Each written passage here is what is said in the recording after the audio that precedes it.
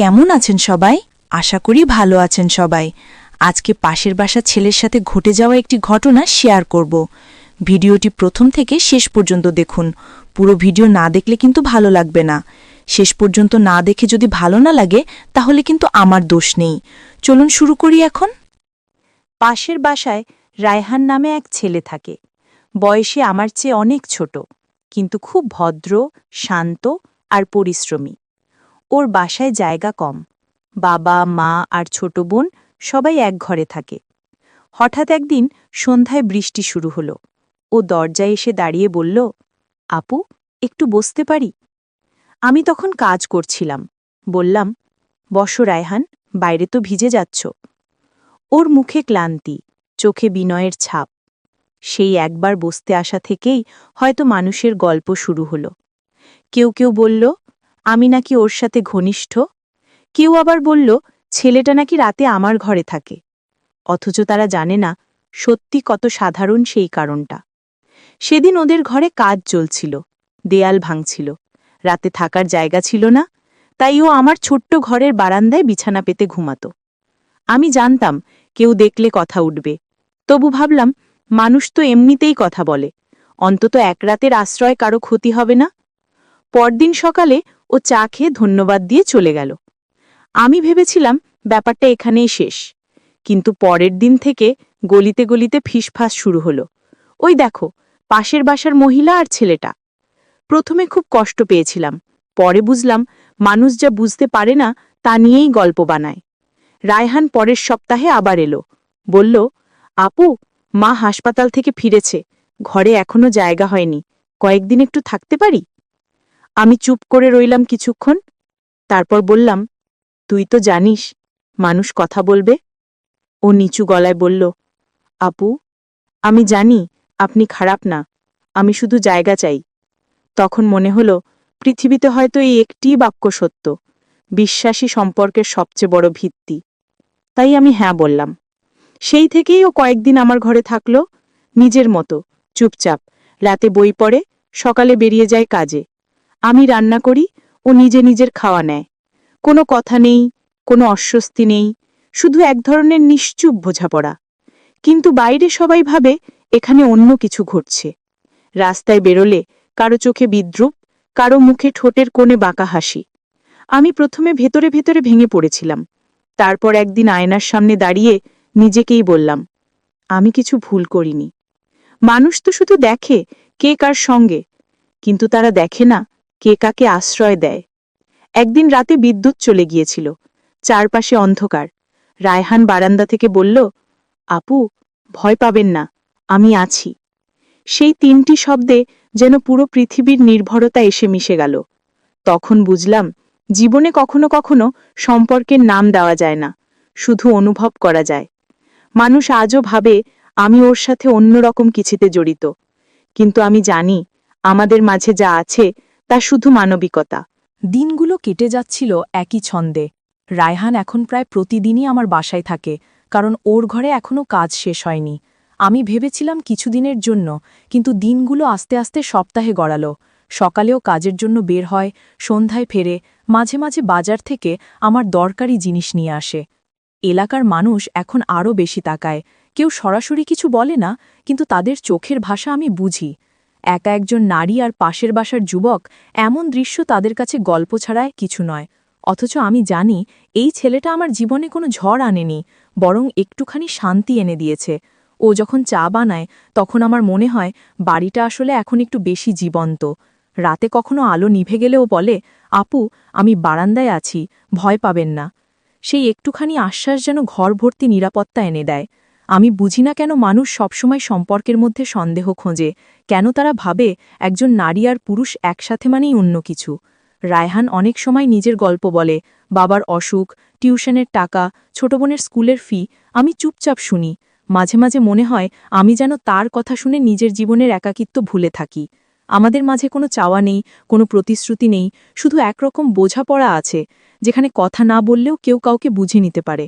মানুষ বলে আমি বদলে গেছি, হয়তো তাই, কারণ এখন আমার হাসির মধ্যে একরকম প্রশান্তি আছে। রায়হানকে দেখি, ও যখন জানালার পাশে দাঁড়িয়ে আকাশ দেখে, তখন মনে হয় সময় যেন থেমে গেছে। বাইরে যতই গুজব উঠুক, আমার ভেতরে এখন একটাই বিশ্বাস, সব সম্পর্কের নাম দেওয়া যায় না, কিছু সম্পর্ক শুধু থাকা জানে, বাঁচিয়ে রাখে। একদিন আমি বললাম, রায়হান, মানুষ অনেক কথা বলে, তুই কষ্ট পাও না? ও হেসে বলল, আপু, কথা তো ওদের কাজ, কিন্তু আমি জানি আপনি আমার জন্য কতটা করছেন। সেই মুহূর্তে মনে হলো, এত বছর পর কেউ আমার হৃদয়ের ভাষা বুঝল। সময়ের সাথে সাথে এলাকার মানুষদের কৌতূহল যেন আরও বেড়ে গেল। কারো চোখে কৌতুক, কারো চোখে প্রশ্ন। কেউ সোজা মুখে বলে, কেউ ফিসফিস করে, কেউ আবার ইচ্ছে করে আমার দরজার সামনে থেমে যায়। আমি চুপ করে যাই, আগের মতো প্রতিবাদ করি না। একসময় এসব কথায় কষ্ট পেতাম, এখন শুধু ভাবি, মানুষ বুঝে না, তাই বলে। রায়হান এখন পুরোপুরি এখানে থাকে না, কিন্তু প্রায় প্রতিদিন আসে। ওর কাজ শেষ হয় সন্ধ্যার দিকে, তখন আমি জানি ও দরজায় কড়া নাড়বে, বলবে, আপু, আমি এসেছি। আমি বলি, বসো রায়হান, চা দিই। তারপর আমরা চুপচাপ বসে থাকি। অনেক কথা না বলেও একরকম স্বস্তি আসে। ওর উপস্থিতি এখন আমার জীবনের এক অভ্যেস হয়ে গেছে। কিছুদিন আগে পাশের বাসার এক মহিলা আমাকে বলল, আপনার সংসার তো আগেই শেষ, এখন আবার ছেলেপুলে নিয়ে নতুন কিছু ভাবছেন নাকি? আমি কিছু বলিনি, শুধু হেসেছিলাম। তারা ভাবে আমি লজ্জা পাচ্ছি, কিন্তু আসলে আমি করুণা বোধ করি, কারণ তারা জানে না সম্পর্ক মানেই সবসময় ভালোবাসা নয়, কখনো কখনো কৃতজ্ঞতাও একটা সম্পর্কের রূপ নেয়। রায়হান একদিন বলল, আপু, আমি যদি একদিন অন্য কোথাও চাকরি পাই, তখন আপনি একা থাকবেন? আমি চুপ করে বললাম, মানুষ একা হতে শেখে রায়হান, কিন্তু কিছু অভ্যেস সহজে যায় না। ও মুচকি হাসল, সেই হাসিটা মনে গেঁথে থাকে দিনের পর দিন। রাতে যখন বাতাসে জানালার পর্দা উড়ে, মনে হয় ও এখনো বারান্দায় বসে আছে। আমি বুঝি, এই শহরে কারো উপর নির্ভর করা মানে লোকের চোখে সন্দেহ। তবু আমি ভয় পাই না, বরং এই সমাজের দৃষ্টি এখন আমার কাছে আয়নার মতো, যেখানে আমি প্রতিদিন নিজেকে নতুন করে দেখি, আরও শক্ত হয়ে উঠি। মানুষ আজও গল্প বানায়, বলে আমি নাকি একটা ছেলেকে বশে রেখেছি।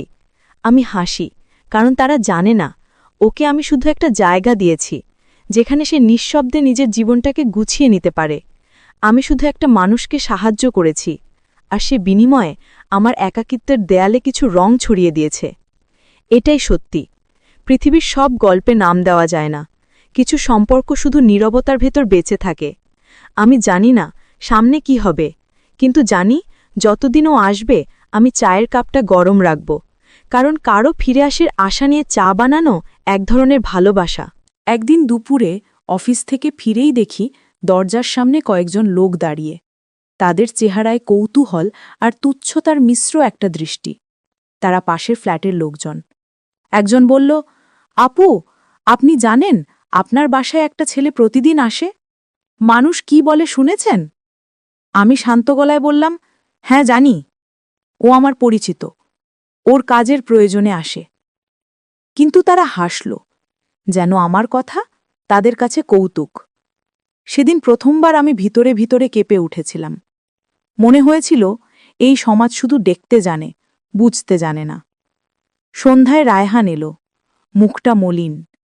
বলল, আপু, আমি আজ অফিস থেকে বের করে দিয়েছে। কেউ এসে বলেছে আমি নাকি আপনার সঙ্গে। বাকিটা বলতে পারল না। আমি ওর মুখের দিকে তাকালাম, বুঝলাম ও কাঁদছে না, কিন্তু ওর চোখের নিচের ক্লান্তি সব বলে দিচ্ছে। আমি চুপ করে বললাম, রায়হান, মানুষ যা দেখে তা বিশ্বাস করে, কিন্তু সব দেখা সত্য নয়। ও বসে রইল অনেকক্ষণ, তারপর ধীরে ধীরে বলল, আমি কোথাও যাচ্ছি না আপু, আপনি চিন্তা করবেন না। আমি বললাম, তুমি থাকবে, কিন্তু এখন থেকে সাবধানে থাকবে। রাতটা যেন নিঃশব্দ ছিল না। বাইরে কুকুর ডাকছিল, বাতাসে কারো হাসির আওয়াজ ভেসে আসছিল। আর আমি ভাবছিলাম, একটা সমাজ কত সহজে কারো চরিত্রকে প্রশ্ন করে ফেলে। পরদিন সকালে অফিসে গেলাম। সবাই তাকাচ্ছে, কেউ কথা বলছে না, কিন্তু তাদের চোখের দৃষ্টি বলছে অনেক কিছু। আমি কফি মেশিনের পাশে দাঁড়িয়ে হঠাৎ শুনলাম দুই সহকর্মী বলছে, ম্যাডামটা নাকি ও ছেলেটার সঙ্গে। আমি বাকিটা শুনিনি, শুধু পেছন ফিরে তাকালাম, তাদের চোখের দিকে সরাসরি তাকিয়ে বললাম, আপনারা কিছু বলছিলেন? তারা চুপ। সেই দিন আমি প্রথমবার বুঝলাম, নীরব থাকা সবসময় ভদ্রতা নয়, কখনো কখনো প্রতিরোধ। সেদিন বিকেলে আমি এলাকার মেয়েদের একত্র করলাম। তাদের বললাম, আমরা সবাই নিজেদের ঘরে লুকিয়ে থাকি, কারণ সমাজ ভয় দেখায়। কিন্তু যদি একদিন সব নারী ভয় পাওয়া বন্ধ করে, তখন সমাজ বদলাবে। তারা তাকিয়ে রইল, কেউ কিছু বলল না। কিন্তু পরদিন থেকেই আর কেউ আমার দরজার সামনে ফিসফিস করেনি। রায়হান পরে অন্য জায়গায় ছোট একটা চাকরি পেল। আমি বললাম, চেষ্টা চালিয়ে যাও, আমি তোমার জন্য প্রার্থনা করব। ও শুধু বলল, আপু, আপনি থাকলে ভয় লাগে না। আমি তখন বুঝলাম, আমি এখন শুধু একজন মানুষ নই, আমি কারো ভরসা হয়ে গেছি। এক রাতে ওর ফোন এলো, বলল, আজকে বাসায় থাকবেন না? আমি হেসে বললাম, আমি সবসময় থাকি রায়হান, শুধু দরজাটা এখন একটু শক্ত করে বন্ধ রাখি। ও হাসল। সেই হাসিতে আগের মতো সরলতা নেই, আছে অভিজ্ঞতার ছাপ। আমি জানতাম, সময় হয়তো আমাদের দূরে নিয়ে যাবে, কিন্তু এই শহরের কোনো এক কোণে আমাদের নীরব গল্পটা বেঁচে থাকবে, একজন নারী ও এক তরুণের, যারা একে অপরকে সমাজের ভয়ে নয়, মানবতার টানে চিনেছে। রাতে জানালার পাশে দাঁড়িয়ে আমি বললাম, মানুষের চোখে দোষ থাকলে আমার কিছু যায় আসে না। আমি জানি আমি কাকে সাহায্য করেছি, আর সেই সাহায্য কারো জীবন বদলে দিয়েছে। এখন মাঝে মাঝে ভাবি, হয়তো একদিন সবাই বুঝবে, একজন নারী কারো পাশে দাঁড়াতে পারে কোনো শর্ত ছাড়াই। ততদিন আমি আমার ঘরের আলো জ্বেলে রাখব, কারণ আলো নিভে গেলে অন্ধকারের মানুষই সুযোগ নেয়।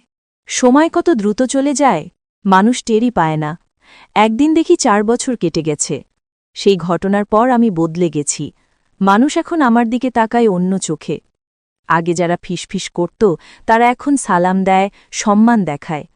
কিন্তু সেই দিনের দৃষ্টি, সেই অনিশ্চয়তার মুখগুলো আমার মনে এখনও স্পষ্ট। আমি প্রতিদিন ক্লাস নিই, ছাত্রদের মুখে নতুন প্রজন্মের হাসি দেখি। তবু মনে কোথাও একটা শূন্যতা থেকে যায়। এক বিকেলে অফিস শেষে দরজার সামনে দাঁড়িয়ে ফোনে একটা অচেনা নম্বর দেখি। কলটা রিসিভ করতেই পরিচিত কণ্ঠ। আপু, কেমন আছেন? আমি চুপ করে রইলাম। কণ্ঠটা যেন অনেক দিনের চেনা, কিন্তু তাতে নতুন আত্মবিশ্বাসের ছোঁয়া। আমি বললাম, তুমি রায়হান? হ্যাঁ আপু, আমি। অনেক দিন পর। আমি এখন একটা সফটওয়্যার কোম্পানিতে কাজ করি। আপনার কথা মতো চেষ্টা থামায়নি। আমি চুপ করে হাসলাম। মনে মনে বললাম, আমি জানতাম তুমি পারবে। ও বলল, আপনি না থাকলে হতো না। আপনি বলেছিলেন, আলো খুঁজতে হলে নিজের চোখ খুলতে হয়, আমি সেটাই করেছি। সেই রাতে জানালার পাশে বসে আমি অনেকক্ষণ আকাশ দেখেছিলাম। মনে হচ্ছিল, এই শহরের অগণিত আলোয় কোথাও একটা আলো আমার ছোঁয়া পেয়ে জ্বলছে। কয়েক সপ্তাহ পর এক বিকেলে কলেজ থেকে ফেরার পথে দেখি বড় একটা ব্যানারে লেখা, রায়হান ইনফোটেক, বাংলাদেশের তরুণ উদ্যোক্তা। আমি হাঁটতে হাঁটতে থেমে গেলাম। মানুষ এখন ওর নাম সম্মানের সঙ্গে নেয়, কেউ আর ফিসফিস করে না। আমি জানলাম, সময় আসলে সত্যকে নিজের মতো করে প্রতিষ্ঠা করে নেয়। একদিন দরজার ঘণ্টা বাজল, খুলতেই দেখি ও দাঁড়িয়ে। পরিপাটি পোশাক, শান্ত মুখ, চোখে আত্মবিশ্বাস। ও বলল, আপু, আমি এসেছি আপনাকে ধন্যবাদ জানাতে। আমি অবাক হয়ে বললাম, তুমি এখন ঢাকায়? হ্যাঁ আপু, আমি এখানে অফিস খুলেছি, আর ভাবলাম প্রথম দেখা হোক আপনার সঙ্গে। আমি ওর মুখের দিকে তাকিয়ে রইলাম। সেই ছেলেটি, যে একসময় সবার ভুল বোঝাবুঝির শিকার হয়েছিল, আজ সেই মানুষটি নিজের পরিশ্রমে প্রমাণ দিয়েছে। ও বলল, আপু, আমি যখন হাল ছেড়ে দিতে চেয়েছি, তখন আপনার বলা কথাই মনে পড়েছে। আপনি বলেছিলেন, সাহস হারানো মানে নিজেকে হারানো। আমি থেমে গেলাম। ওর চোখে সেই পুরনো নির্ভরতা, কিন্তু তাতে এখন আছে পরিপক্কতা। আমি বললাম, আমি গর্বিত রায়হান, তুমি সমাজের মুখ বন্ধ করে দিয়েছ। ও হাসল, বলল, আপনি ছাড়া পারতাম না। তারপর কিছুক্ষণ চুপচাপ বসে চা খেল। দুজনের মধ্যে ছিল অদ্ভুত নীরবতা, যেন কথায় নয়, উপস্থিতিতেই সব বলা আছে। ও বিদায় নেওয়ার সময় বলল, আপু, এবার আমি হারিয়ে যাব না, আমি ফিরে এসেছি। আমি বললাম, থেকো রায়হান, কিন্তু এখন আর আমার আশ্রয় লাগবে না, তোমার নিজের আশ্রয় আছে। ও মাথা নেড়ে বলল, তবু আমি জানি, আপনি না থাকলে আমি আজকের আমি হতাম না। ও চলে গেল। আমি দরজার পাশে দাঁড়িয়ে ওর ছায়া মিলিয়ে যাওয়া পর্যন্ত তাকিয়ে রইলাম। মনে হচ্ছিল, এই গল্প শেষ নয়, এটা একটা যাত্রার মাঝপথ মাত্র। একদিন ডাকপিয়ন এসে একটা খাম দিল। ভিতরে একটা চিঠি লেখা, আপু, আমি অফিসে একটা ঘর বানিয়েছি। নাম দিয়েছি আলোর ঘর, কারণ আমি যে আলো পেয়েছি সেটা কোনো বই থেকে না, আপনার সাহস থেকে। আমি চিঠিটা বুকের কাছে চেপে ধরলাম। মনে হচ্ছিল পৃথিবীর সব শব্দ থেমে গেছে, শুধু মৃদু এক শান্তি আমার ভিতর দিয়ে বইছে। আমি জানলাম কিছু সম্পর্ক দূরত্বে নয়, বিশ্বাসে টিকে থাকে। আর আমি গর্ব করে বলতে পারি, আমি এক তরুণের জীবনে আলো হতে পেরেছি। সমাজ যা বলেছিল তা ভুল প্রমাণিত হয়েছে, আর সেই প্রমাণই এখন আমার সবচেয়ে বড় পুরস্কার। বছর 2 পর আমি বদলে গেছি। আমার জীবন এখন স্থির। চারপাশের মানুষ আমায় দেখে নতুন দৃষ্টিতে। আমি এখন কলেজের বাইরে সমাজসেবামূলক কাজ করি, মেয়েদের নিয়ে সেমিনার করি। তাদের বলি, ভয় পেও না, নিজেকে ছোট ভাববে না, সাহস রাখো। সেই এক বিকেলে এক বড় অনুষ্ঠান ছিল, নাম দেওয়া হয়েছে নারী ও আলো। শহরের বড় অডিটোরিয়ামে হল ভর্তি মানুষ। আমি বক্তা হিসেবে আমন্ত্রিত। মঞ্চে উঠে যখন মাইকে কথা বলছি, তখন দেখি দর্শকদের মধ্যে বসে আছে রায়হান। সাদা শার্ট, শান্ত মুখ, ওর চোখে সেই পুরনো শ্রদ্ধা, সেই আলো। আমি থেমে গিয়েছিলাম এক মুহূর্ত। তারপর বলেছিলাম, মানুষ ভুল করতে পারে, সমাজ বিচার করতে পারে, কিন্তু সত্যিকারের সম্পর্ক কখনো মিথ্যা প্রমাণ হয় না যদি সেখানে শ্রদ্ধা থাকে। আমি জানি এই কথাগুলো শুধু ওর জন্য নয়, সবার জন্য। অনুষ্ঠানের শেষে ও আমার কাছে এলো, বলল, আপু, আমি শুনে বুঝলাম আপনি এখনও একই, শুধু আরও শক্ত হয়েছেন। আমি হেসে বললাম, সময় মানুষকে শেখায়, কিন্তু কিছু সম্পর্ক শেখানোর আগেই বোঝাতে পারে। ও বলল, আজ আপনার বক্তৃতা শুনে মনে হলো সেই আলোর ঘর শুধু আমার অফিসে না, আমার ভেতরেও আছে। আমি বললাম, আলো একবার জ্বলে উঠলে নেভে না। ওর চোখে জল চিকচিক করছিল। আমি বললাম, কেঁদো না রায়হান, এখন সময় হাসার, কারণ আমরা প্রমাণ করেছি ভালোবাসা মানেই দুর্বলতা না, সাহায্য মানেই অন্যায় না। সেই দিন অডিটোরিয়ামের আলো নিভে যাওয়ার আগে আমি ওর দিকে তাকিয়ে হাসলাম। মনে হলো পৃথিবীর সব দোষারোপ, সব ভুল ধারণা সেই হাসির সঙ্গে মিলিয়ে গেল। কয়েক সপ্তাহ পরে পত্রিকায় দেখি রায়হান এখন যুব উদ্যোক্তা পুরস্কার পেয়েছে। তার সংস্থার নাম এখন আলো ছড়াচ্ছে। সাংবাদিকেরা যখন তার অনুপ্রেরণার কথা জানতে চেয়েছে, সে শুধু বলেছে, এক নারী আমাকে বিশ্বাস করেছিলেন, সেই বিশ্বাসই আমার জীবন বদলে দিয়েছে। আমি সেই খবর কেটে রেখে দিয়েছি। প্রতিদিন দেখি, মনে করিয়ে দিই নিজেকে, মানুষকে ভালোবাসা, তাকে বিশ্বাস করা কখনো বৃথা যায় না। আজ যখন ক্লাসে নতুন প্রজন্মের চোখে দেখি আত্মবিশ্বাস, আমি বুঝি আলো এখন অনেকের মধ্যে ছড়িয়ে গেছে, আর আমি শুধু সেই আলোয় এক বিন্দু হয়ে থেকেছি। এক সন্ধ্যায় জানালার পাশে দাঁড়িয়ে দূরের আলো দেখি, মনে হয় সেখানে হয়তো কোথাও রায়হানও তাকিয়ে আছে আকাশের দিকে। আমাদের গল্পের মতোই সেই আকাশও চুপচাপ, কিন্তু জানে সব। আমি হাসি, জানি এই নীরবতার মধ্যেই আমাদের গল্পটা সম্পূর্ণ হয়েছে। কোনো সম্পর্কের নামের দরকার নেই, শুধু সময়ের পরীক্ষায় টিকে থাকা বিশ্বাসই আসল। আমি ফিসফিস করে বলি, ধন্যবাদ রায়হান, তুমি প্রমাণ করেছ সমাজের দৃষ্টির অপারে একটা সত্যিকারের মানবতা আছে, যাকে কেউ নষ্ট করতে পারে না। আমি বাতি নিভিয়ে ঘরে ফিরে আসি। জানি গল্প শেষ হয়েছে, কিন্তু আলোর পথচলা এখানেই শুরু।